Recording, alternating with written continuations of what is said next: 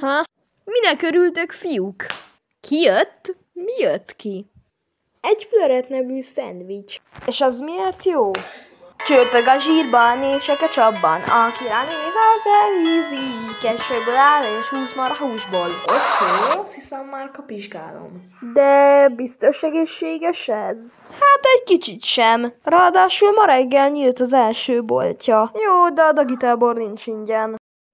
Akkor menjünk! Elvileg itt van. Ez még gyönyörűbb, mint gondoltam. Hát ez elég illetlen volt. Ja, szegény Lókerbi. Most koncentráljunk inkább a Flöretre.